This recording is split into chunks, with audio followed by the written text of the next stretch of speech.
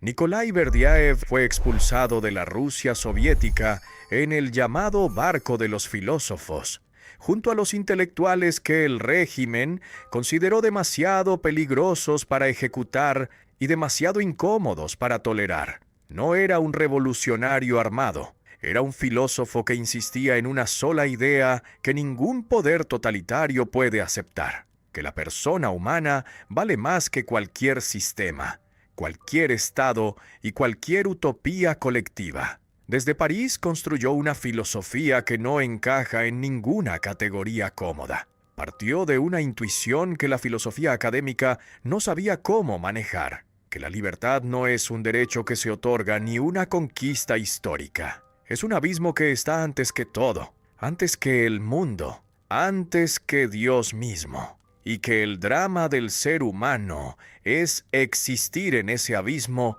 sin poder escapar de él.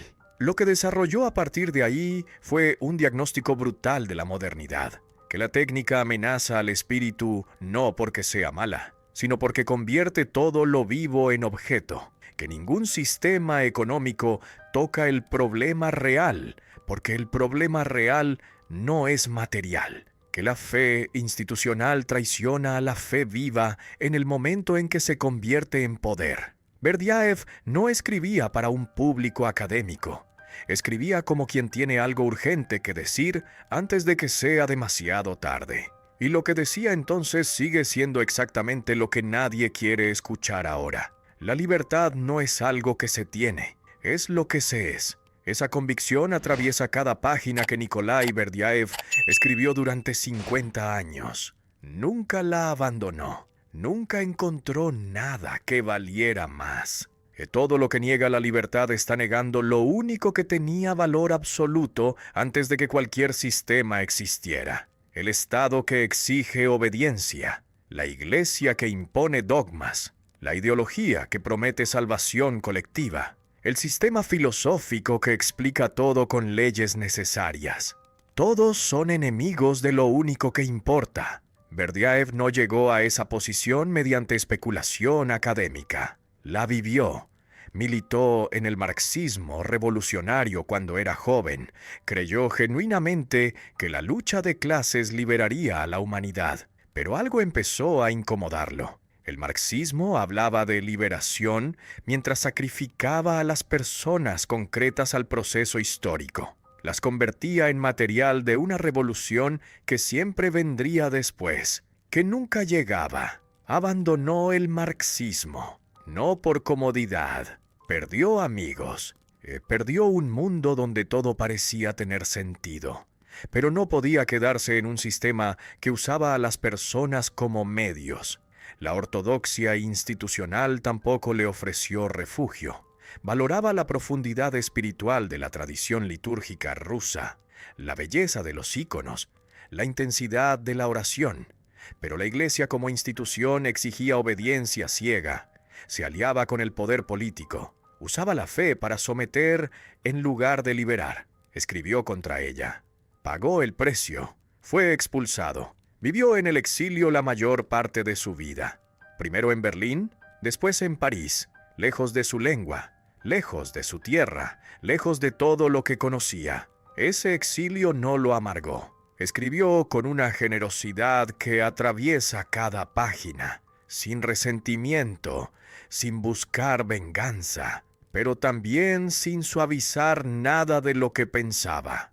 Con la urgencia de quien sabe que está diciendo algo que cuesta caro. Hay algo raro en su obra, una consistencia que pocos filósofos tienen. Lo que piensa y lo que vive calzan. No escribe sobre la libertad desde la seguridad de una cátedra universitaria. Escribe desde la experiencia de haberla elegido una y otra vez, y de haber pagado cada vez el precio que esa elección cobra. Sus frases no son neutrales. Tienen la intensidad de quien está dentro del problema, de quien no puede salir, de quien no quiere salir porque salir sería traicionar lo único que vale. Los sistemas filosóficos buscan coherencia lógica, cierran todos los argumentos, resuelven todas las tensiones.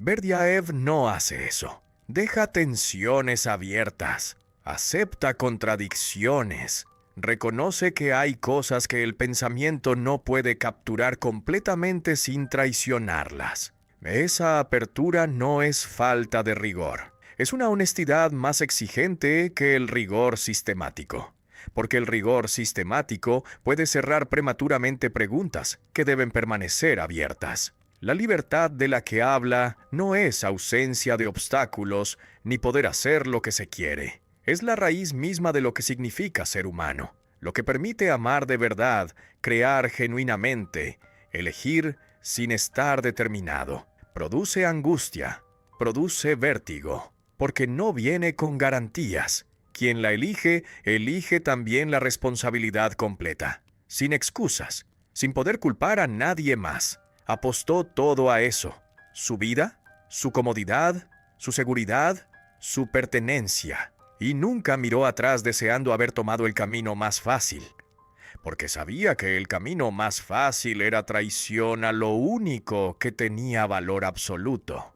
Hay una libertad que existía antes de que Dios creara el mundo, antes de que hubiera ser, antes de que hubiera nada. Una libertad sin fondo, sin origen, sin causa. Berdyaev la llama el abismo. Esa idea escandaliza a casi todos. Los teólogos la rechazan porque pone algo antes de Dios. Los filósofos racionalistas la rechazan porque viola el principio de razón suficiente. Todo tiene que tener una causa.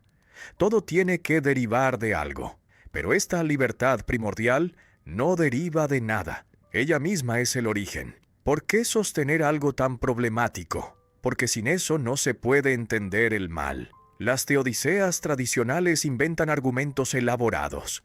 El mal es ausencia de bien. Es necesario para el libre albedrío. Sirve para propósitos que no entendemos. Todos fallan, porque si Dios es omnipotente y creó todo, es entonces creó también la posibilidad del mal. Y si la creó, es responsable de ella. No hay forma de escapar de esa conclusión sin sacrificar la omnipotencia o la bondad. La respuesta de Berdyaev acepta la consecuencia radical. El mal no puede atribuirse a ningún poder divino, porque tiene su raíz en el abismo de libertad que existía antes de la creación. Dios encontró esa libertad, no la creó, y no puede eliminarla, porque eliminarla sería destruir exactamente lo que hace al ser humano capaz de amar, crear y elegir. El amor real requiere libertad. Amor forzado no es amor, es obediencia.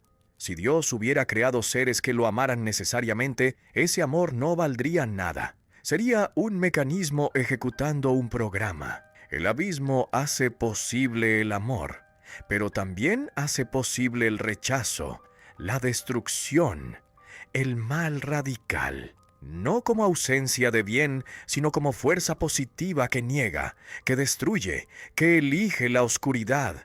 Tocar ese abismo para eliminarlo sería eliminar todo lo que tiene valor. Es el precio de la libertad, un precio altísimo, insoportablemente alto, pero inevitable. Esa libertad primordial no es concepto académico, es experiencia. Cualquier persona la reconoce cuando encuentra en sí misma algo que no obedece a ninguna ley, que no sigue ninguna lógica, que no puede explicarse por la educación recibida, por la genética heredada, por las circunstancias vividas. Hay un fondo en cada persona desde donde puede emerger tanto lo más creativo como lo más destructivo. Actos de generosidad que nadie esperaba, actos de crueldad que nadie entiende. Ambos vienen del mismo lugar. Ese abismo da vértigo. Mirar hacia él es enfrentar que no hay piso firme, que la libertad no viene con manual de instrucciones, que cada elección se hace sobre vacío. Los sistemas filosóficos intentan cubrirlo con estructuras lógicas que pretenden explicar todo.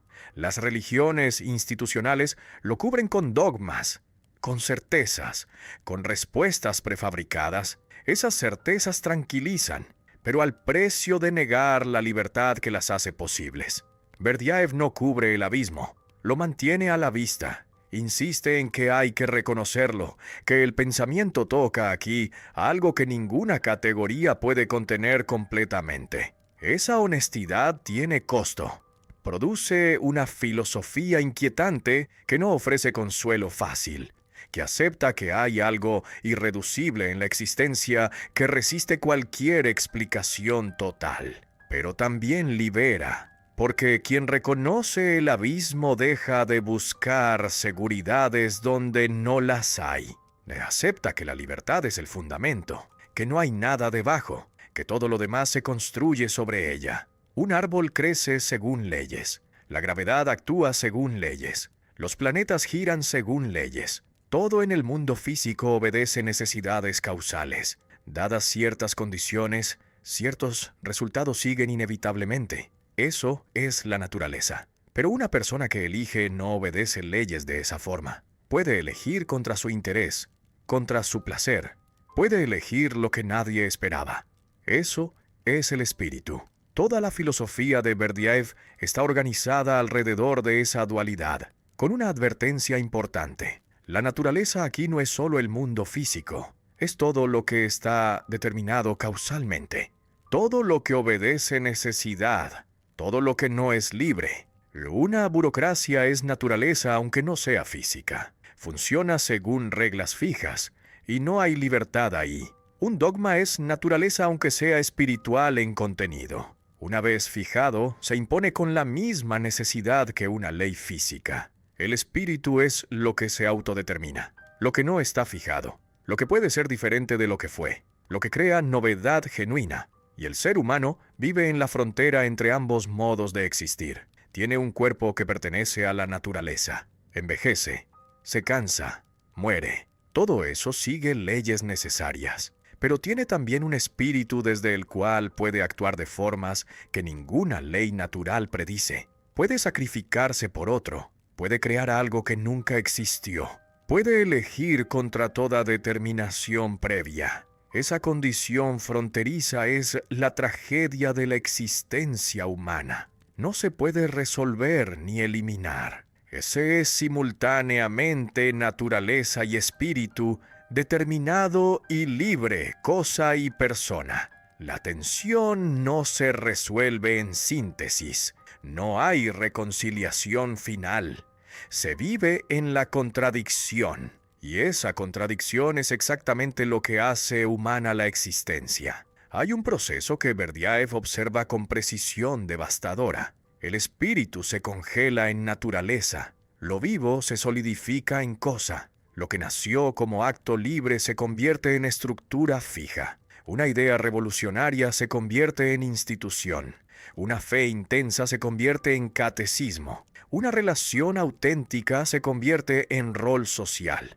En cada caso, lo que era espíritu se ha objetivado, se ha convertido en naturaleza. Esa objetivación es caída, no en sentido moral, en sentido ontológico. El espíritu cayó de su propio modo de existir, se alienó de sí mismo, y lo más terrible, una vez objetivado, se impone sobre sí mismo desde afuera. La institución que nació de un acto libre ahora exige obediencia. El dogma que cristalizó una fe viva ahora prohíbe cuestionar. El rol social que emergió de una relación genuina ahora determina cómo debe comportarse cada uno. Ese proceso es inevitable. El espíritu necesita expresarse en el mundo, y el mundo siempre cristaliza lo que toca. Pero hay una diferencia enorme entre quien sabe esto y quien lo ignora. Quien sabe que habita formas cristalizadas puede renovarlas desde adentro, puede romper la costra, puede reavivar lo que se congeló. Quien se identifica completamente con las formas objetivadas ya no recuerda que hubo algo vivo antes. Defiende la institución, repite el dogma, ejecuta el rol y llama traición a cualquier intento de renovación. Esa identificación total es muerte espiritual. Más peligrosa que la muerte física, porque la muerte física es inevitable, pero rendirse al objeto es elección. Una revolución triunfa. Los que la hicieron actuaban desde la pasión genuina, desde la indignación contra la injusticia, desde el deseo ardiente de transformar todo. Pasaron años luchando, arriesgaron la vida. Algunos murieron, 10 años después hay ministerios, oficinas, formularios, procedimientos. La pasión que movió a esos hombres y mujeres se convirtió en burocracia. Lo que era fuego se volvió ceniza organizada. Eso es objetivación. Y ocurre sin aviso, sin mala intención, sin que nadie lo decida conscientemente. Los revolucionarios necesitaban organizar lo conquistado, crearon instituciones. Las instituciones exigieron reglas. Las reglas se multiplicaron. Y un día alguien se da cuenta de que la institución ya no sirve a la revolución. La revolución sirve a la institución. Lo que murió es la capacidad de actuar desde la libertad, no de romper con lo establecido, de crear algo genuinamente nuevo. Ahora hay que llenar formularios, hay que seguir el procedimiento. La estructura no admite excepciones. La fe religiosa sigue el mismo camino. Empieza como encuentro personal, como experiencia intensa que transforma. Alguien tiene una revelación, una certeza interior, un amor que abraza. Esa experiencia quiere comunicarse, busca palabras, se formula, se transmite. Generaciones después hay un catecismo, respuestas fijas para todas las preguntas, dogmas que no pueden cuestionarse, autoridades que deciden qué es ortodoxo y qué es herejía. La fe viva se convirtió en doctrina muerta, y los custodios de esa doctrina se horrorizan cuando alguien quiere vivir la fe de la forma en que se vivió al principio. Le dicen, ya tenemos las verdades formuladas, solo hay que obedecer. El amor entre dos personas no escapa. Al principio hay descubrimiento mutuo, sorpresa constante, cada encuentro revela algo nuevo. Los amantes crean un mundo propio que nadie más habita. El tiempo pasa. Lo que era sorpresa se vuelve familiaridad. Las conversaciones se repiten. Los gestos se automatizan. Los roles se fijan. Ya no hay creación. Hay repetición. El amor puede seguir ahí en algún nivel, pero se objetivó. Se convirtió en rutina que se ejecuta sin que el espíritu esté presente. Berdyaev observa ese proceso en todos los dominios sin excepción. Lo que nace como acto libre e irrepetible, inevitablemente se solidifica en estructura externa. Y esa estructura luego se impone sobre el sujeto con la misma frialdad con que las cosas se imponen. Esa es la fuente de casi todo el sufrimiento humano, porque el espíritu necesita vivir, no necesita crear, necesita la libertad de ser diferente. Y las estructuras objetivadas exigen conformidad, exigen repetición, exigen que uno sea como debe ser según la forma establecida. ¿Hay escape? No completo. El espíritu necesita expresarse en el mundo, y el mundo siempre cristaliza lo que toca. No se puede vivir en puro espíritu flotando sin forma. Las formas son necesarias, pero hay una diferencia fundamental entre quien sabe que son provisionales y quien olvida que nacieron de actos vivos. El primero puede renovarlas cuando ya no sirven, crear formas nuevas cuando las viejas se volvieron prisión. El segundo defiende la institución aunque ya no sirva, repite el dogma aunque ya no signifique nada, ejecuta la rutina aunque ya no haya amor, y llama traición a cualquier intento de renovación. Esa identificación total con lo objetivado es la verdadera muerte. El cuerpo sigue funcionando, pero espiritualmente ya no hay nadie ahí. Individuo y persona no son lo mismo. Esa distinción parece sutileza filosófica sin consecuencias prácticas. Es exactamente lo contrario. El individuo es un ejemplar de la especie, uno entre millones, un número en el censo, un dato en la estadística. Tiene características que lo definen: edad, sexo, nacionalidad, profesión, clase social. Todas esas características lo ubican en categorías, lo hacen clasificable, manejable, predecible. La persona es algo completamente diferente, un ser espiritual con valor absoluto. No puede reducirse a ninguna función, a ninguna utilidad, a ninguna pertenencia colectiva. Tiene un nombre, no un número. tiene una historia única, no una historia típica. Tiene una libertad irreducible, no un comportamiento predecible según su categoría. Esa distinción convierte en crimen filosófico cualquier argumento que justifique sacrificar seres humanos concretos en nombre de algo mayor. Los ejemplos abundan y todos comparten la misma estructura. El progreso de la historia justifica sacrificios. Los que mueren hoy construyen el futuro para los que vendrán mañana. Su sufrimiento tiene sentido porque contribuye a algo más grande. La eficiencia del mercado justifica exclusiones. Algunos quedan afuera, algunos pierden su empleo, pero el sistema en su conjunto es más productivo. La pureza de la raza justifica eliminaciones. Algunos contaminan, algunos deben desaparecer para que la raza se fortalezca. La salvación colectiva justifica sometimientos. El individuo debe subordinarse al bien común y sacrificar su particularidad en el altar de la unidad. Todos usan a la persona como material, como medio para fines que están más allá de ella. La respuesta radical de Berdyaev: no existe argumento suficientemente grande para justificar ese uso. La persona tiene valor absoluto. Absoluto significa que no admite comparación, que no entra en cálculos de costo y beneficio, que no puede pesarse contra ninguna otra cosa.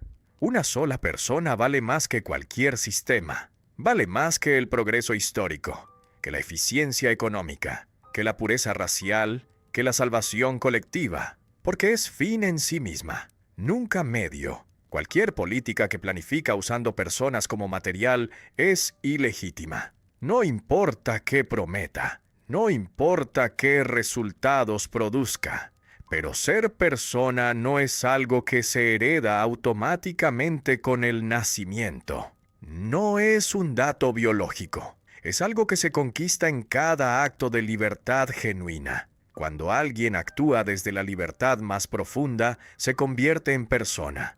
Cuando alguien repite mecánicamente lo que se espera de él, funciona como individuo pero no es persona. Esa conquista va exactamente contra la corriente. Todas las instituciones funcionan mejor con individuos manejables, con personas que siguen las reglas, que no cuestionan, que ejecutan su función sin crear problemas. Las instituciones necesitan predecibilidad, y todo eso funciona con individuos. No funciona con personas libres. Las personas libres son impredecibles. Pueden decidir algo que nadie esperaba. Pueden negarse a obedecer cuando la obediencia significa traicionar a algo esencial. Pueden romper con lo establecido cuando lo establecido se volvió insoportable. Por eso las instituciones prefieren individuos. Por eso toda burocracia trabaja constantemente para convertir personas en individuos, para reducir la libertad a función, para apagar el espíritu que cuestiona. Resistir esa reducción es la tarea ética fundamental. Mantener viva la dimensión personal contra todas las fuerzas que quieren apagarla. Ser persona, aunque sea más fácil, ser solo individuo. ¿Qué distingue al ser humano de todo lo demás que existe? La respuesta usual, la razón, la capacidad de pensar abstractamente, usar símbolos, comunicarse mediante lenguaje complejo. Berdyaev da otra respuesta, la creatividad, no la razón. Crear significa introducir algo genuinamente nuevo en el mundo, algo que no estaba antes, que no deriva causalmente de lo que había, que rompe la cadena de determinaciones. Un árbol produce frutos, pero esos frutos estaban programados en la naturaleza del árbol. Dadas las condiciones apropiadas, vienen necesariamente. No hay novedad genuina. Un ser humano crea algo que nunca existió. Una sinfonía que nadie había escuchado. Una teoría que nadie había pensado. Una forma de vida que nadie había intentado. Eso no estaba programado en ninguna parte. Es acto libre que introduce novedad radical. Pero la creatividad no es talento reservado a los artistas. No es privilegio de los genios. Cualquiera que actúa desde la libertad genuina está creando. Una conversación que rompe el automatismo del hábito es acto creativo. Cuando dos personas dejan de repetir las frases que siempre dicen y se encuentran de forma nueva, están produciendo algo que no existía antes. Una decisión que nadie esperaba es acto creativo. Cuando alguien elige contra todas las determinaciones previas, contra lo que su historia personal indicaba, contra lo que su posición social prescribía, introduce novedad en su propia vida y en el mundo. Un gesto espontáneo que no estaba calculado, que no sigue ningún protocolo, también es creación. Lo que hace creativo un acto no es su producto visible, sino el espíritu desde el que fue realizado, la libertad que se ejerció. Por eso una vida puede estar llena de obras sin tener creatividad. El artista que repite la misma fórmula durante décadas produce obras, pero ejecuta un patrón establecido. Y una vida puede tener creatividad profunda sin producir ninguna obra visible. Alguien que vive cada día desde la libertad genuina, que reinventa constantemente sus relaciones, que responde a cada situación de forma nueva, está creando constantemente aunque no deje ningún monumento. Toda creatividad carga una tragedia inevitable. Sus productos siempre se solidifican. La sinfonía que nació como impulso libre se convierte en partitura fija. La teoría que emergió como insight luminoso se convierte en doctrina que se repite. El espíritu crea.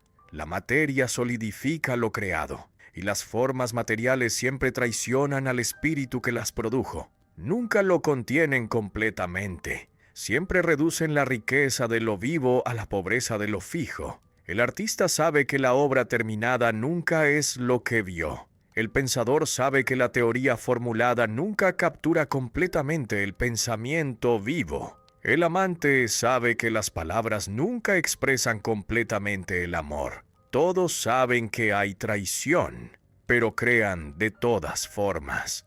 Porque la alternativa es peor. Guardar el espíritu encerrado sin contacto con el mundo no lo preserva, lo asfixia. Crear es respirar espiritualmente. Es el movimiento por el cual el espíritu sale de sí mismo hacia el mundo, sabiendo que el mundo lo traicionará, que lo solidificará, pero sabiendo también que sin ese movimiento no hay vida espiritual posible. Cada acto creativo es simultáneamente expresión y traición, realización y pérdida, victoria y derrota. Esa ambigüedad no es defecto, es la condición misma de la existencia humana en la frontera entre espíritu y naturaleza. Habitar esa frontera creativamente es la vocación más profunda, es lo que hace humana la vida. Dios no controla la historia. No garantiza ningún orden cósmico. No puede forzar a nadie a ser bueno. De esa afirmación escandaliza tanto a los creyentes como a los ateos.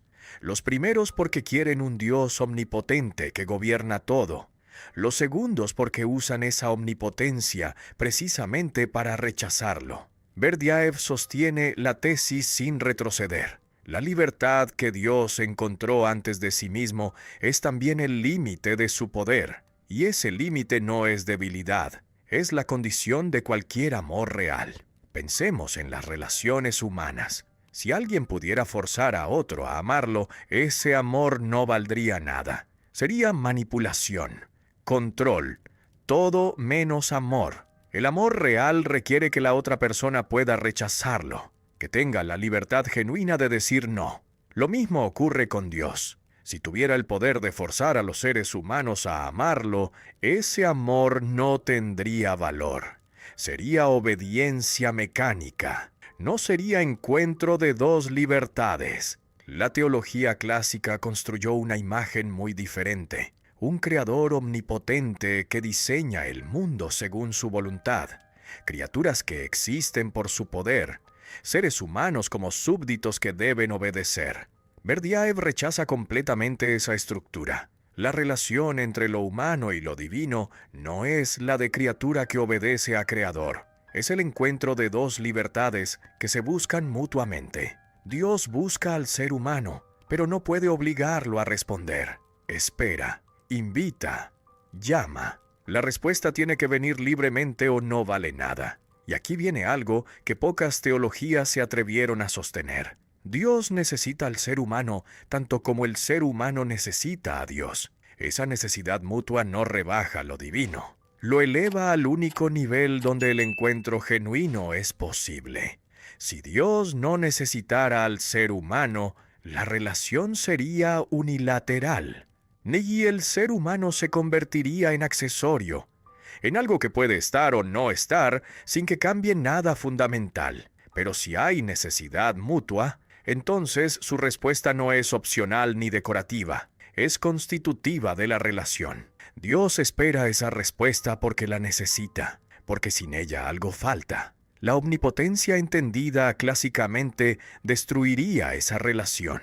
Un Dios que puede hacer todo haría innecesaria la participación humana. Podría lograr sus fines sin ayuda de nadie. Podría producir el bien directamente sin esperar que alguien lo elija. Pero ese bien producido directamente no sería genuino. Sería ejecución de un programa. No sería el bien que emerge cuando alguien elige libremente contra todas las determinaciones que lo empujan en otra dirección. El mal existe porque la libertad existe. Y la libertad existe porque eliminarla destruiría todo lo que tiene valor. El amor, la creatividad, la dignidad. Entonces Dios acepta el riesgo. Acepta que los seres humanos pueden usar su libertad para destruir, para elegir la oscuridad. Ese riesgo es el precio del amor. Un precio terrible, pero inevitable. La historia humana desde esa perspectiva no es el desarrollo de un plan divino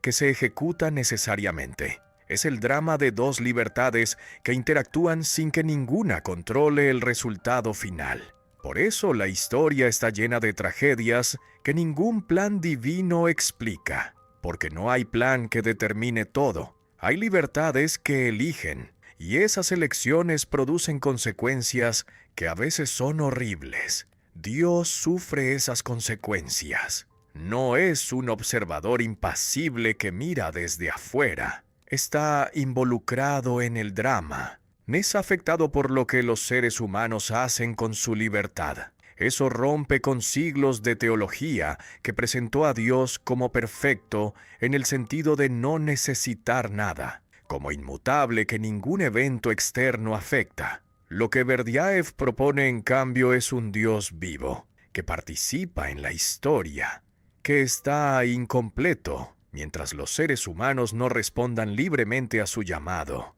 y que se completa precisamente en ese encuentro de libertades. Hay un momento que todos reconocen, cuando hay que decidir algo importante y no hay ninguna garantía de que la decisión sea correcta, ningún manual que consultar, ninguna autoridad que confirme, ninguna certeza que sostenga, solo el vértigo de estar ante la propia libertad sin red de seguridad. Ese momento es la existencia auténtica. No es un estado que se alcanza de una vez y se mantiene para siempre. Es un acto que se realiza cada vez que hay que elegir algo fundamental, cada vez que las fórmulas no sirven, cada vez que hay que responder desde lo más propio sin poder esconderse detrás de lo que se espera. La angustia que produce ese momento no es patológica, no es síntoma de desorden mental. Es constitutiva de la existencia humana. Es la experiencia de estar ante la propia libertad, de saber que no hay piso firme debajo, que no hay estructura que determine la elección correcta, que hay que elegir en el vacío y que esa elección será responsabilidad completa de quien la hace. La mayoría de la gente evita esa angustia delegando sus decisiones más importantes en algún sistema que piensa en su lugar. La religión institucional ofrece respuestas prefabricadas, autoridades que dicen qué hacer. Da la tranquilidad de obedecer sin tener que elegir realmente. La angustia desaparece, pero la libertad también. Las ideologías políticas ofrecen lo mismo. Tienen análisis que explican todo, programas que prescriben cómo actuar en cada situación, una línea correcta que hay que seguir. Las costumbres sociales añaden otra capa de protección. Hay formas establecidas de vivir, roles que ejecutar, expectativas que cumplir. Quien se conforma con todo eso evita el vértigo, pero evita también ser persona. Funciona como individuo que ejecuta un programa. Quien nunca siente la angustia existencial probablemente ha dejado que algo externo piense por él. Ha renunciado a la libertad para evitar el vértigo que produce. Esa renuncia es tentadora porque la seguridad que ofrecen los sistemas es reconfortante. Pero el precio es enorme. Dejar de ser libre, dejar de ser persona. Convertirse en cosa que ejecuta funciones. La respuesta ante esa angustia no puede ser suprimirla, porque eso sería eliminar la señal más clara de que se está en contacto con lo real. La respuesta es atravesarla activamente, elegir desde ella, hacer de esa angustia el lugar donde se ejerce la libertad más profunda. Cuando alguien elige sin garantías, sabiendo que puede estar equivocándose, sabiendo que no hay autoridad externa que valide la elección, sabiendo que tendrá que vivir las consecuencias, está actuando desde la existencia auténtica. No hay nada que lo sostenga desde afuera. Hay solo la libertad enfrentándose a sí misma. La mayoría de las decisiones cotidianas no son así. Son ejecución de programas. Se sigue la costumbre. Se obedece la autoridad. Se hace lo que se espera. No son elecciones genuinas. No son repeticiones. Pero hay momentos donde no se puede evitar elegir de verdad, donde las fórmulas no sirven. Ahí se ve si alguien existe auténticamente o simplemente funciona. Existir auténticamente no garantiza elegir bien. Puede elegirse mal, cometerse errores, fracasarse. La existencia auténtica no es infalibilidad, es libertad. E incluso el error elegido libremente tiene más valor espiritual que el acierto que se logra obedeciendo lo que otros determinaron. Porque en el error libre hay una persona que eligió. En el acierto obediente hay un individuo que ejecutó. La tradición filosófica occidental buscó fundamentos sólidos, principios que no admitieran duda, certezas sobre las cuales construir sistemas. Descartes buscó lo indudable. Kant buscó lo universal. Hegel buscó lo necesario. Todo eso en la lectura de Berdyaev es huida.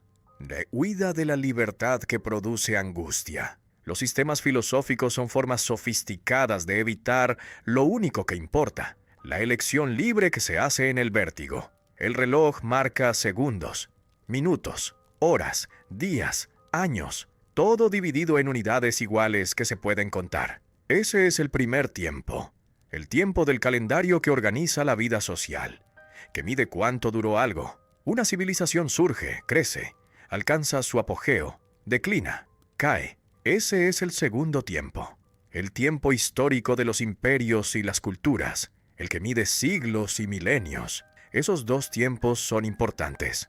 Organizan la existencia práctica. Permiten planificar, recordar, ubicarse en la secuencia de eventos. Pero hay un tercero que no se mide, un momento de amor genuino, un instante de creatividad auténtica, una decisión desde la libertad más profunda. Ese momento pesa más que años enteros de existencia rutinaria. Es el tiempo del espíritu. No se cuenta, no se acumula, no se compara cuantitativamente. Un minuto de ese tiempo vale más espiritualmente que décadas del tiempo que el reloj mide. Alguien vive 40 años repitiendo rutinas, ejecutando roles, funcionando sin estar realmente presente. Después tiene un encuentro que lo transforma. 5 minutos de conversación donde algo esencial se tocó. Esos 5 minutos valen más que los 40 años. Porque ahí el espíritu estuvo completamente presente. Ahí hubo vida genuina. Ahí se tocó la eternidad. La eternidad para Berdyaev no es el tiempo que dura infinitamente. No es una línea que se extiende sin fin. Es una dimensión que irrumpe dentro del tiempo cuando el espíritu está completamente presente. Y esos momentos no son privilegio de santos ni místicos. Son accesibles a cualquier persona que haya vivido algo con intensidad espiritual plena. Cualquiera que haya amado de verdad los conoce. Cualquiera que haya creado genuinamente los ha experimentado. Son momentos donde el tiempo del reloj deja de importar, donde la secuencia de antes y después pierde relevancia, donde lo que importa es la intensidad de lo que se vive, no su duración medible. Las culturas del rendimiento y la productividad miden todo con el primer tiempo. ¿Cuánto se trabajó? ¿Cuánto se produjo? ¿Cuánto se acumuló? Más horas significa más valor. Esa escala es completamente falsa desde la perspectiva del tercer tiempo. Una vida de 80 años que nunca tuvo un momento de presencia espiritual plena es más pobre que una vida de 20 años que tuvo algunos. Y no porque la duración no importe, sino porque no es lo único que determina el valor de una vida. La memoria funciona diferente en cada tiempo. En el tiempo del reloj, los eventos se recuerdan según su secuencia cronológica, pero los momentos del tercer tiempo se recuerdan como presentes, como si la intensidad que tuvieron los sacara del flujo temporal y los mantuviera vivos siempre. Por eso, un amor vivido hace décadas puede estar más presente que lo que ocurrió ayer. Por eso, algunos momentos definen una vida entera independientemente de cuándo ocurrieron. La tarea no es acumular más tiempo del reloj, es vivir más momentos del tercer tiempo. Estar presente espiritualmente con la máxima intensidad posible. Tocar la eternidad que irrumpe cuando el espíritu ejerce su libertad completamente. Eso invierte todas las prioridades usuales. Y la carrera exitosa que consumió 50 años puede valer menos que una tarde de conversación genuina. La fortuna acumulada durante décadas puede valer menos que un acto de generosidad desinteresada. Esa inversión no niega la importancia de la duración. Dice que la duración no es lo único que cuenta, que hay otra medida, otro peso, otra forma de evaluar qué significa vivir bien. Cada persona lleva una profundidad que nunca puede transmitir completamente a otro. Puede intentarlo, puede usar todas las palabras, puede compartir todas las experiencias, pero algo siempre queda incomunicable, algo que está en el fondo más real de lo que cada uno es. Esa soledad del espíritu no tiene remedio. Ninguna compañía la elimina. El amor más intenso no la resuelve. Está ahí, permanente, constitutiva. Muchos pasan la vida huyendo de ella, que se rodean de gente constantemente, mantienen el ruido siempre presente, llenan cada momento con actividad, cualquier cosa con tal de no encontrarse solos consigo mismos. Esa huida es comprensible. La soledad da miedo. Enfrentar esa profundidad incomunicable produce angustia. Pero la propuesta no es superarla, porque eso es imposible. Es habitarla con honestidad, reconocerla, aceptarla como la condición de cualquier encuentro genuino. La paradoja es esta. Solo quien ha habitado su propia soledad puede encontrar verdaderamente a otro. Solo quien ha descendido a su propia profundidad puede reconocer la profundidad del otro.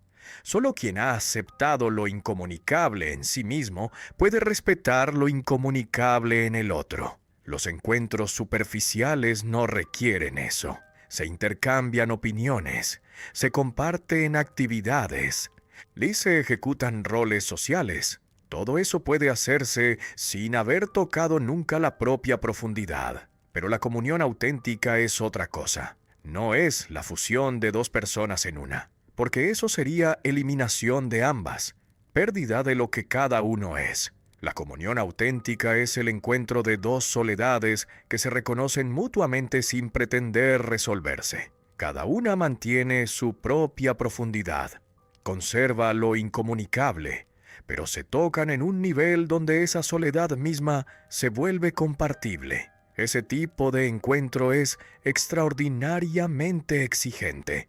Requiere que cada uno haya alcanzado suficiente realidad espiritual, que sea alguien, que tenga algo propio desde donde encontrarse con el otro. Dos personas que no han habitado su propia soledad solo pueden mezclarse superficialmente. Pueden estar juntas sin encontrarse realmente. El amor en el sentido más profundo es el acto espiritual más difícil que existe. Exige simultáneamente la máxima presencia y el máximo respeto por lo que el otro es. Estar completamente presente sin desaparecer en el otro. Reconocer completamente al otro sin reducirlo a lo que uno necesita que sea. Esas dos exigencias son casi imposibles de mantener juntas. Lo fácil es perder el equilibrio o desaparecer en el otro perdiendo la propia identidad, o imponerse sobre el otro reduciéndolo a función de las propias necesidades.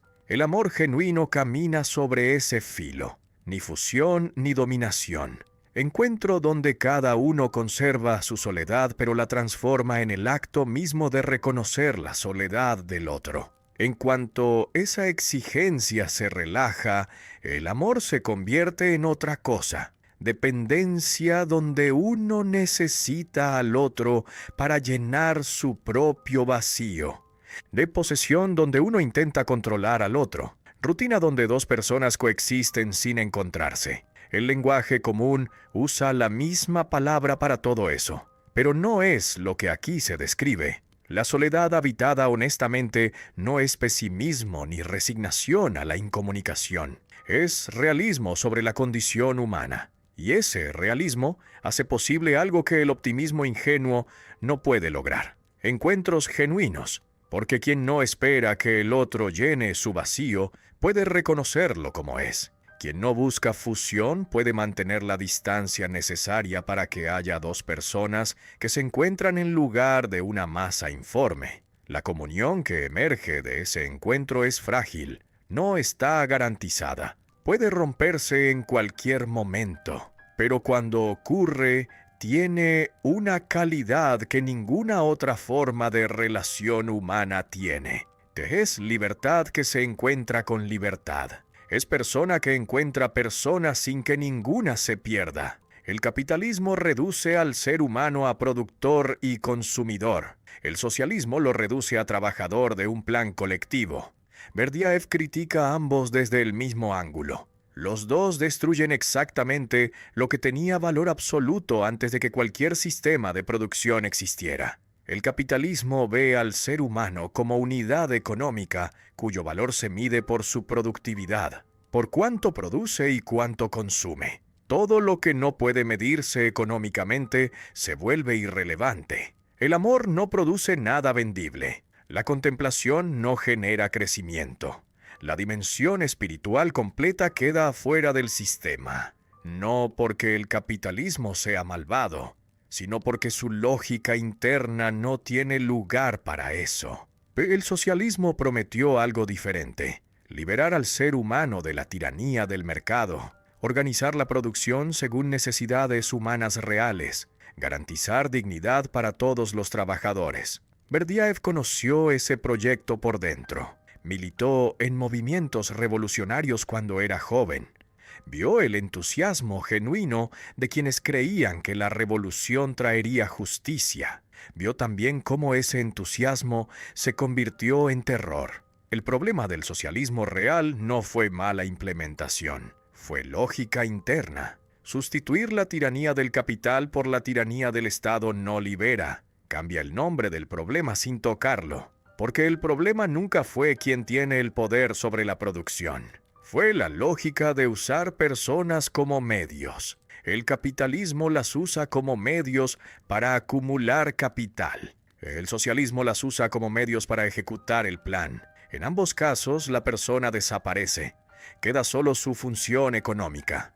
Los defensores del capitalismo dirán que respeta la libertad individual. Cada uno puede elegir qué comprar, qué vender, dónde trabajar. Esa libertad es real.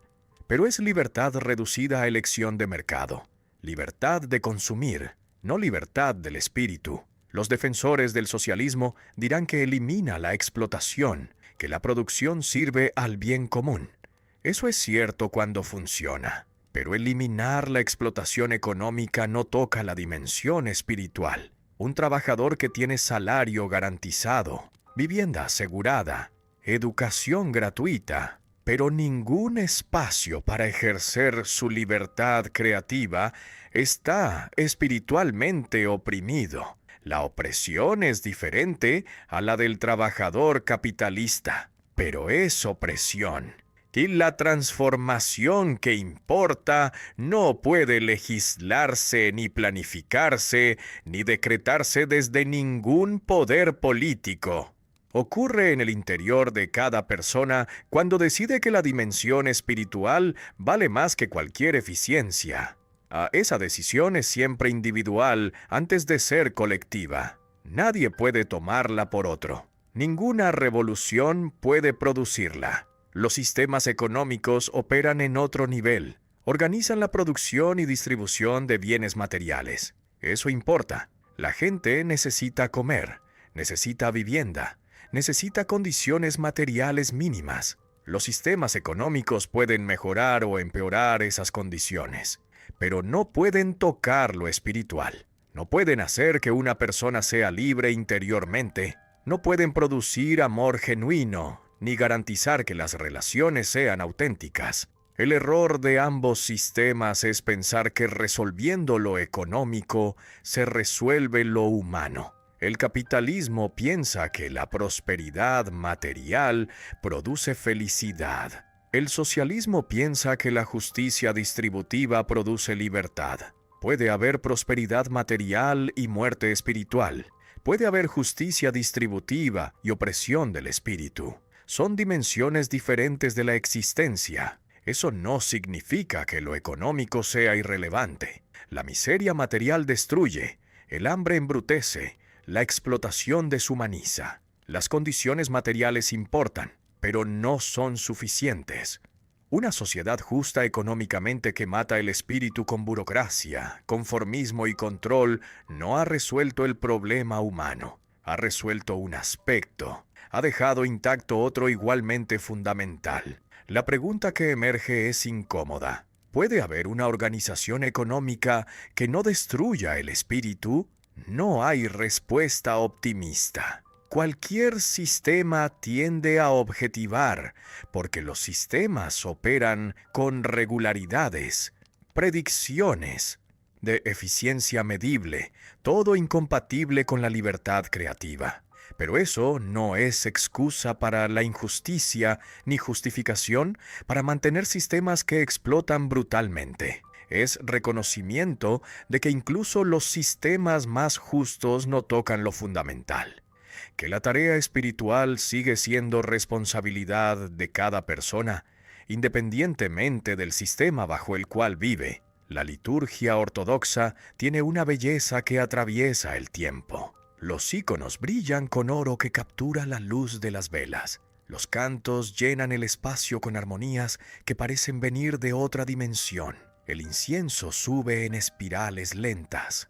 Todo crea una atmósfera donde lo sagrado se vuelve casi tangible. Berdyaev conocía esa belleza desde niño y valoraba genuinamente la profundidad espiritual de esa tradición. No era crítico externo que rechaza algo que nunca entendió. Era crítico interno que ama lo que critica, pero dedica energía filosófica considerable a mostrar que la Iglesia como institución traicionó repetidamente lo más esencial del mensaje que dice custodiar. Cada vez que usó la religión para justificar obediencia al poder terrenal, cada vez que se alió con los zares contra el pueblo, cada vez que convirtió la fe viva en dogma muerto. El mensaje cristiano auténtico proclama que cada persona tiene un valor que ningún poder puede cancelar, que el amor vale más que la ley, que el espíritu trasciende todas las jerarquías, que Dios se encuentra en la libertad, no en la sumisión. Esa proclama es estructuralmente incompatible con cualquier institución religiosa que se alía con el poder, porque el poder funciona mediante jerarquías, mediante obediencia, mediante control, todo lo opuesto a la libertad del espíritu. La Iglesia Ortodoxa rusa se había convertido en departamento del Estado. Los obispos eran funcionarios.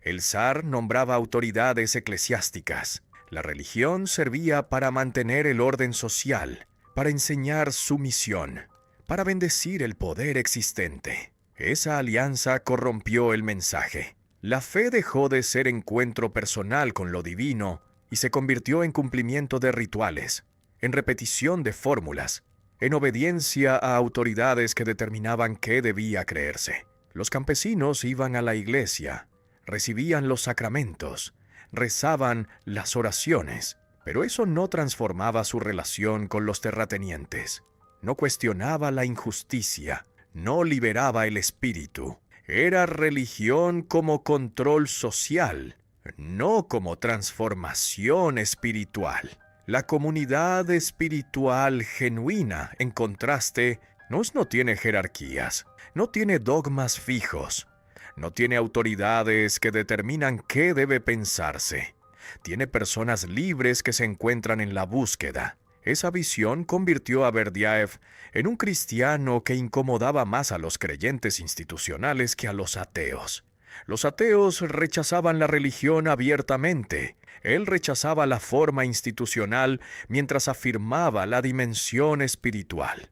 Eso era más peligroso, porque mostraba que el problema no era el cristianismo en sí, era lo que la institución había hecho con él.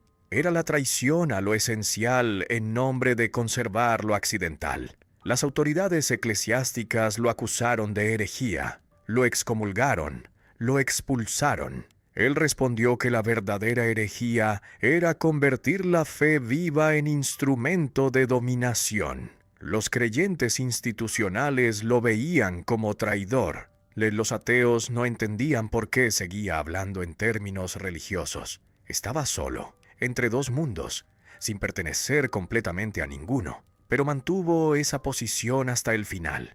Cristiano sin iglesia, creyente sin institución, alguien para quien lo espiritual era real, pero las formas establecidas eran traición. Stalin justificó los gulags diciendo que construían el socialismo. Millones murieron, millones sufrieron.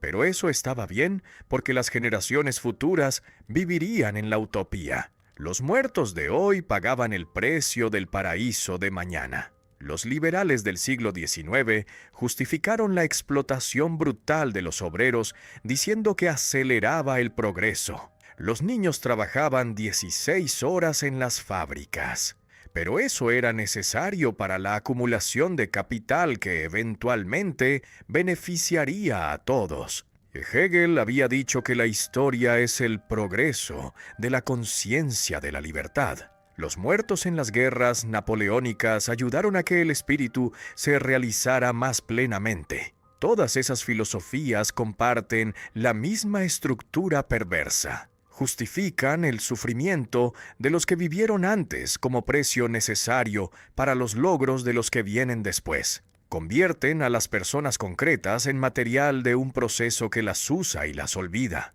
El problema no es solo moral, es metafísico. Si el sentido de la existencia está en el futuro histórico, entonces todos los que murieron antes de que ese futuro llegue vivieron vidas sin sentido. Fueron medios, nunca fines, escalones que otros pisaron para subir. Los que diseñan el proceso rara vez forman parte del material que se consume. Los ideólogos que planifican la revolución no son los que mueren en ella. Los economistas que justifican la explotación no son los explotados. Los campesinos soviéticos que murieron en las hambrunas planificadas no vieron la utopía. Los obreros ingleses que se mutilaron en las máquinas no disfrutaron la prosperidad que su sufrimiento supuestamente producía. Sus vidas quedaron sin redención. Fueron materiales consumidos por un proceso que no les dio nada a cambio. Y las filosofías de la historia dicen que eso está bien, que tiene sentido, que era necesario. Esas filosofías son moralmente obscenas. Son teologías seculares que piden fe en un futuro que nunca llega. Son formas de justificar la injusticia presente prometiendo justicia futura, que siempre está a la vuelta de la esquina pero nunca se alcanza.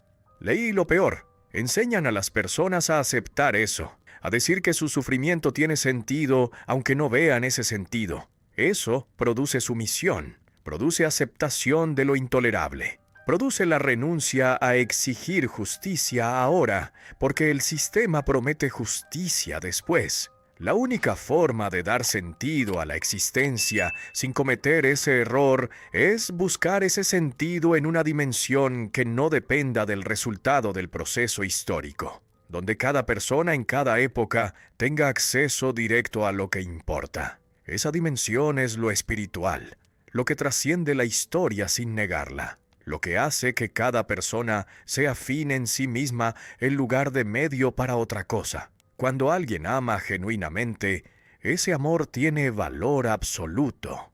No necesita justificarse contribuyendo al progreso histórico. Cuando alguien crea desde la libertad más profunda, de esa creatividad vale por sí misma. No importa si la historia la reconoce. Cuando alguien elige desde su libertad más radical, esa elección tiene dignidad propia. No necesita que el futuro la justifique. Las filosofías de la historia eliminan todo eso porque subordinan cada acto individual al proceso total.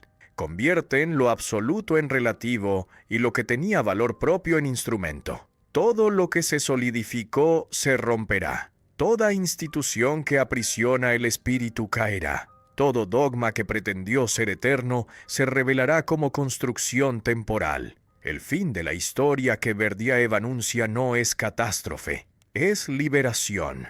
Liberación definitiva del espíritu de todas las formas de objetivación que lo aprisionaron durante el tiempo histórico. La historia es el reino de la objetivación, donde el espíritu se congela en instituciones, de donde la libertad se convierte en ley, donde lo vivo se solidifica en cosa. El fin de la historia es el momento donde esa caída termina, donde las formas cristalizadas se disuelven, donde el espíritu recupera su libertad completa sin necesidad de expresarse en estructuras que lo traicionan. Quien cree que el sentido está en el desarrollo histórico está encadenado a ese desarrollo. Necesita que la historia progrese. Necesita que los resultados justifiquen los medios. Necesita esperar que el futuro valide el presente. Quien sabe que la historia tiene fin puede vivir las instituciones históricas con ligereza. Puede participar en ellas sin identificarse completamente. Puede trabajar por mejoras sin creer que esas mejoras son lo último. Puede actuar en la historia sin ser esclavo de ella. Ese fin no es un evento que se espera pasivamente. No es fecha marcada en un calendario. No es catástrofe externa que llegará algún día. Es una realidad que ya irrumpe en cada momento, donde el espíritu ejerce su libertad completamente. Cada vez que alguien actúa desde la libertad más profunda, sin calcular las consecuencias históricas, está tocando ese fin. Cada vez que alguien ama sin medir, si ese amor contribuye al progreso, está viviendo desde una dimensión que no depende del tiempo histórico. Quien sabe que el tiempo histórico no es lo último, puede fracasar sin desesperarse, porque el fracaso histórico no cancela el valor espiritual de lo que se hizo. Puede ver sus instituciones derrumbarse sin sentir que el mundo se acabó, porque nunca puso toda su fe en esas instituciones. Esa ligereza no es indiferencia, es libertad real. De libertad de actuar en la historia sin ser determinado completamente por ella. Libertad de comprometerse sin perder la distancia crítica. Las utopías históricas prometen que algún día la historia culminará en una sociedad perfecta donde no habrá más sufrimiento, que el proceso histórico redimirá todo el dolor que se sufrió en el camino. Esas promesas son mentira. La historia nunca culmina en perfección. Siempre hay nuevos problemas, nuevas tragedias, nuevas formas de sufrimiento. Y mientras se espera el paraíso que nunca llega, se justifican horrores presentes en nombre de ese futuro. La esperanza escatológica es diferente. No espera que la historia se perfeccione. Espera que la historia termine, que las formas que aprisionan el espíritu se disuelvan, que lo eterno se libere de lo temporal. Esa esperanza no paraliza la acción. Al contrario, libera para actuar sin la angustia de quien cree que todo depende del resultado. Permite dar todo sin creer que ese todo agota lo que hay. Durante siglos Europa había vivido con el espíritu en el centro. La cultura estaba organizada alrededor de lo sagrado. El arte servía a la liturgia. La filosofía servía a la teología. Ese orden tenía problemas enormes. Sofocaba la libertad individual. Imponía dogmas que no admitían cuestionamiento. Justificaba jerarquías injustas con argumentos teológicos. Era necesario romper con él. La modernidad hizo esa ruptura. Expulsó el espíritu del centro de la cultura. Declaró la autonomía de la razón. La ciencia se liberó de la teología. La política se separó de la religión. El ser humano se declaró dueño de su propio destino. Esa liberación era necesaria. Pero la modernidad no solo liberó, también destruyó algo que no debía destruirse. Expulsó el espíritu junto con las instituciones que lo habían aprisionado. Eliminó lo sagrado junto con las formas corruptas de lo sagrado. Dejó al ser humano sin fundamento. Esa pérdida de fundamento produjo consecuencias que la modernidad no previó. Una humanidad más vulnerable a cualquier sistema que ofrezca llenar ese vacío con certezas colectivas. El vacío espiritual tiene una gravedad extraña que atrae exactamente las formas más peligrosas de fanatismo. Los totalitarismos del siglo XX no fueron regresiones a lo premoderno, fueron consecuencias de lo moderno. El fascismo ofreció la nación como nuevo absoluto. El comunismo ofreció la historia como nueva religión.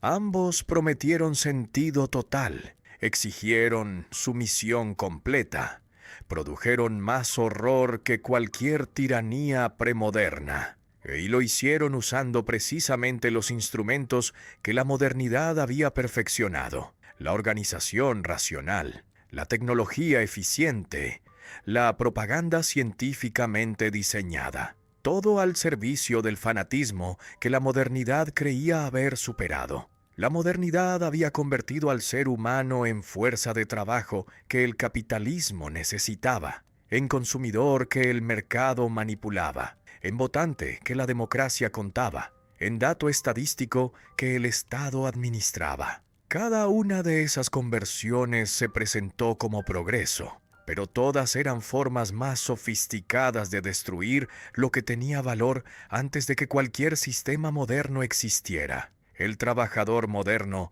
tiene más libertad formal que el siervo medieval. Puede cambiar de empleo, negociar su salario, organizarse en sindicatos.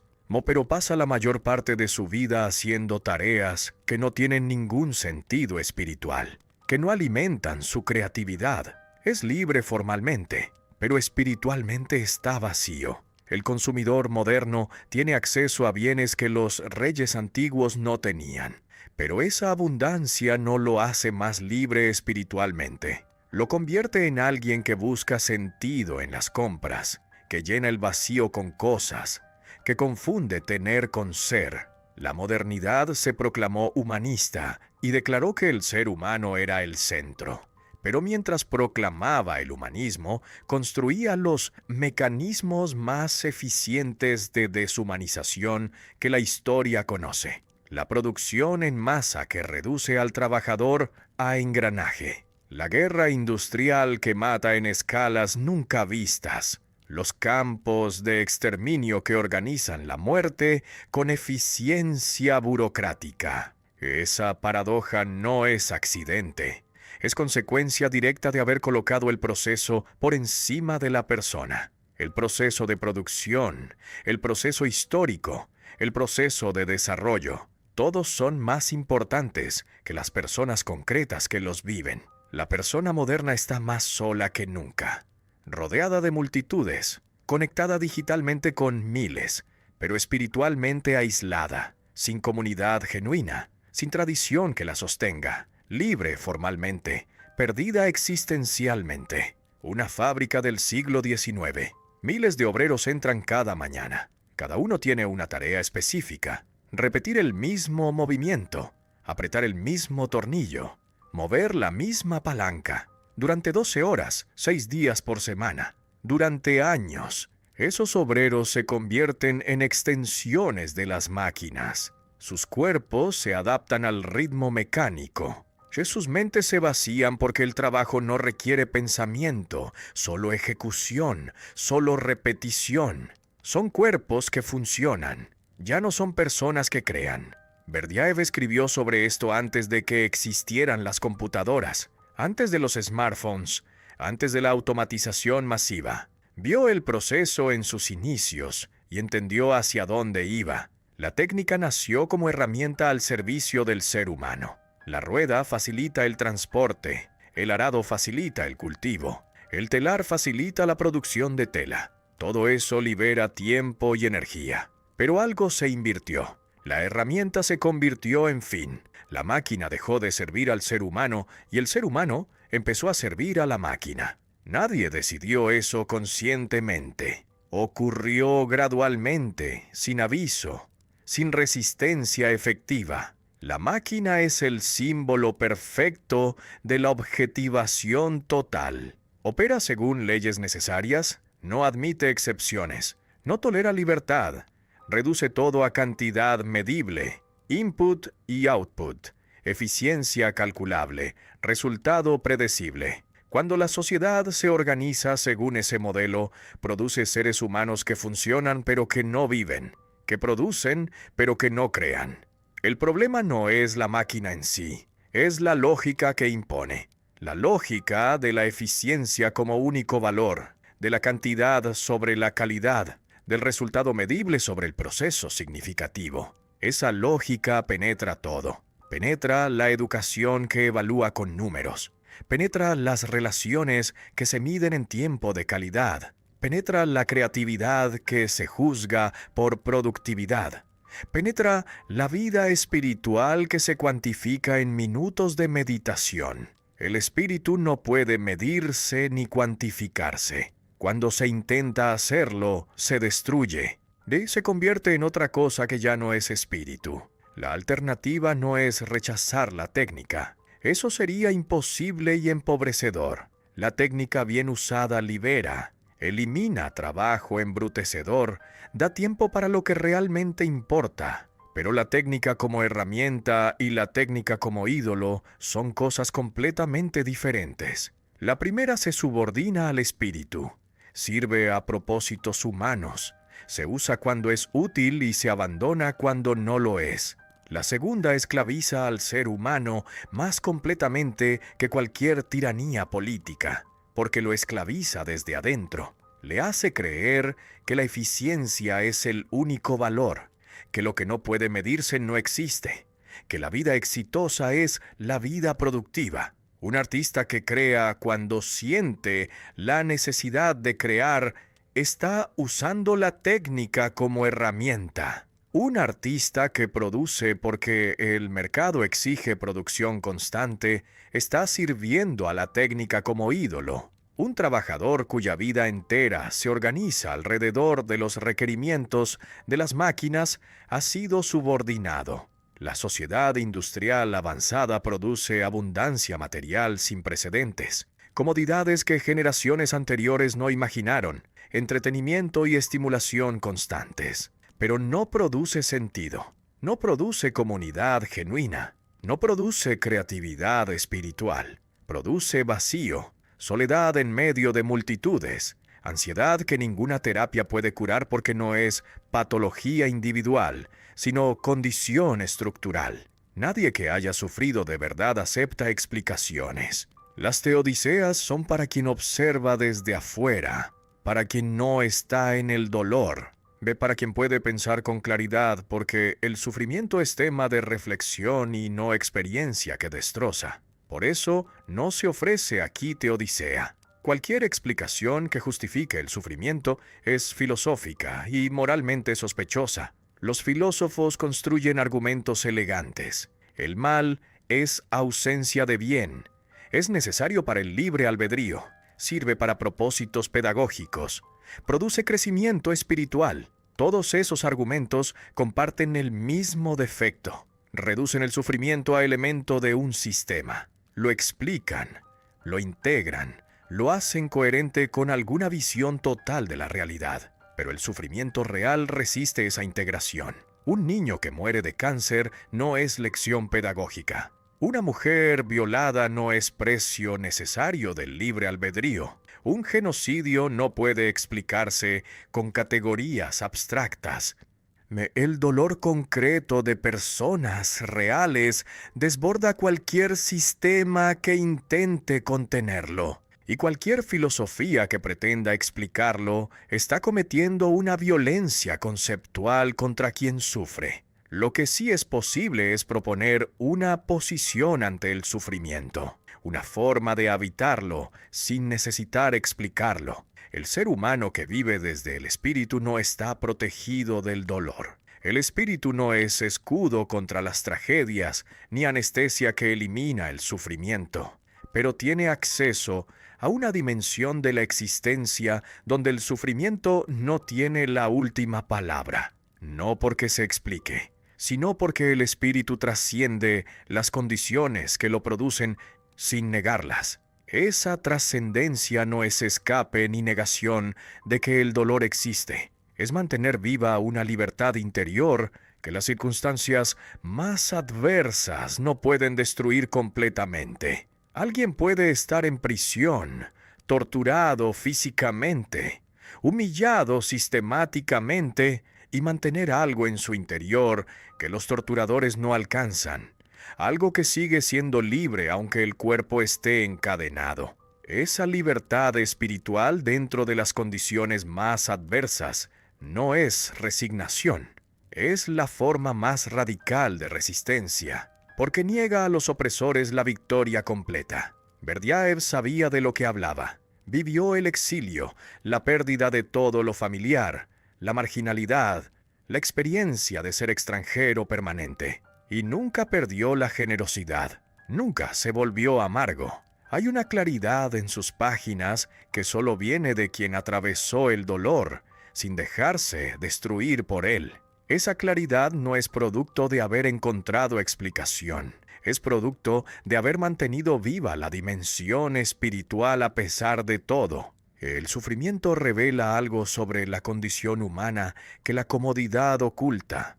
La frontera donde el espíritu se encuentra con su propia vulnerabilidad, donde la persona descubre que no controla nada fundamental. Esa revelación puede destruir, puede producir desesperación, puede quebrar la voluntad de seguir viviendo. Muchos no sobreviven espiritualmente a las grandes tragedias, pero la misma revelación puede transformar, puede producir una profundidad que quien nunca sufrió no alcanza. Puede abrir al ser humano a dimensiones de la existencia que la vida cómoda nunca toca. Eso no justifica el sufrimiento ni lo convierte en algo deseable. Simplemente reconoce que cuando el sufrimiento existe, puede vivirse de formas que preservan la dignidad, que mantienen viva la libertad, que no le dan a la tragedia la última palabra. De si hay que resumir toda esta filosofía en una palabra, esa palabra es libertad. No la libertad como ausencia de obstáculos, ni como realización de alguna esencia predeterminada. Algo más radical, la libertad como esencia misma del espíritu. Esa libertad no puede fundarse en ninguna otra categoría, no deriva del ser, no viene de Dios, no resulta de ningún proceso. Ella misma es el fundamento de todo lo que tiene valor real. Como vimos antes estaba el abismo. La libertad sin fondo, sin causa, sin razón. Ese abismo es el origen de todo, del bien y del mal, de la creación y la destrucción. Todas las filosofías que intentan fundar la libertad en algo más sólido la destruyen. La convierten en libertad condicional, en libertad que obedece leyes aunque sean leyes de su propia naturaleza. La libertad genuina no obedece nada, no sigue ninguna ley, y es puro acto de autodeterminación. Esa libertad tiene un precio que Berdyaev nunca suavizó ni escondió. Produce angustia porque no tiene garantías. No puede prometer que las elecciones serán correctas. No tiene nada externo que la sostenga. Quien la elige, elige también la responsabilidad sin red, la creatividad sin certeza, el riesgo permanente de equivocarse, vivir sin las seguridades que la mayoría necesita. Por eso la mayoría huye de ella. Busca sistemas que le digan qué hacer, autoridades que decidan por ella, tradiciones que eliminen la necesidad de elegir realmente. Esa huida es comprensible. La libertad es carga pesada. Exige más de lo que muchos pueden dar, pero tiene costo. El costo de dejar de ser persona, de convertirse en cosa, de vivir sin tocar nunca lo que hace humana la existencia.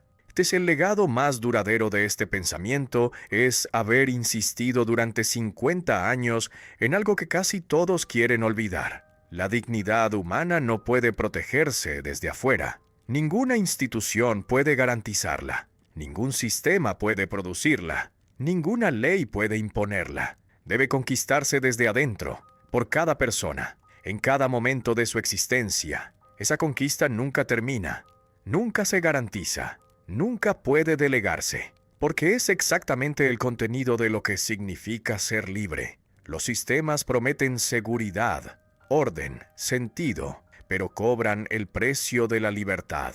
Exigen que las personas se conviertan en engranajes, en números, en funciones que ejecutan lo que se les asigna. No hay seguridad que valga la pérdida de la libertad. No hay orden que justifique la muerte del espíritu. No hay sentido proporcionado por sistemas que compense el sentido que viene de elegir libremente. La apuesta fue total. Se abandonó el marxismo cuando vio que sacrificaba a la persona. Se resistió la ortodoxia cuando exigió sumisión.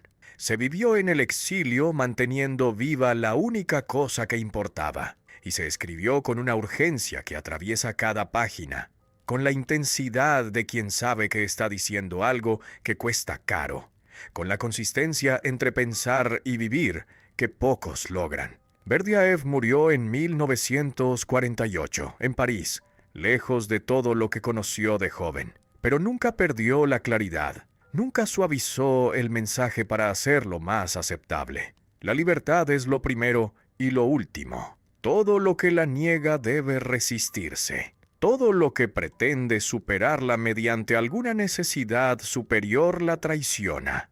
Esa es la herencia. Incómoda, exigente, imposible de domesticar, como la libertad misma.